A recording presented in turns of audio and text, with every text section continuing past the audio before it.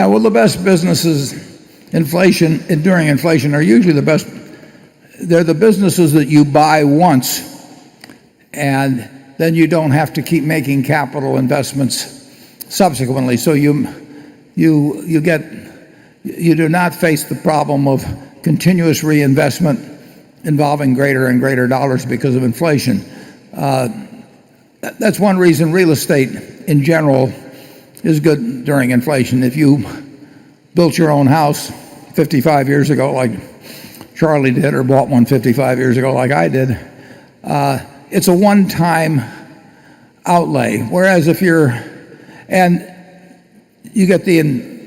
inflationary expansion in replacement capital without having to replace yourself. And if you got something that's useful to someone else, it tends to be priced in terms of replacement value over time. So you really get the inflationary kick. Now, if you're in a business such as the utility business or the railroad business, it just keeps eating up more and more money, and your depreciation charges are inadequate, and you're kidding yourself as to your real economic profits. So any business with heavy capital investment tends to be a poor business to be in inflation, and often it's a poor business to be in generally. And the business where you buy something once, a brand is a wonderful thing to own during inflation. See's Candy built their brand many years ago. Now we've had to nourish it as we've gone along, but the value of that brand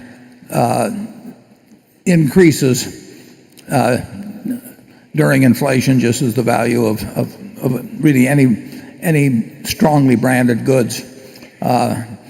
Gillette bought the entire radio rights to the World Series in 1939. And as I remember, it cost them $100,000, and for that they got to broadcast the Yankees, I think, versus the Reds in 1939. And think of the number of impressions they made on minds in 1939 for $100,000, and they were getting into the minds of young guys like myself. I was 8 or 9, and millions of people, and they did it in those dollars then. And of course, if you were going to go out and try and have a similar impressions on millions of minds now, it costs a fortune, and part of that's due to inflation, part of it's due to other things. But it was a great investment which could be made in 1939 that paid off in terms of selling razors and blades in 1960 and 1970 and 1980 so that's the kind of business you want to own. Charlie? Well, yeah, but if the inflation ever goes completely out of control, you have no idea how it's going to end up. If it weren't for the Weimar inflation, we might never have had Adolf Hitler. It was the twosome of the great German inflation followed by the Great Depression that brought us Hitler. And think of the price that the world paid for that one. We don't want inflation because it's good for See's Candy. No, I didn't quite realize I was proposing that. I wasn't criticizing it.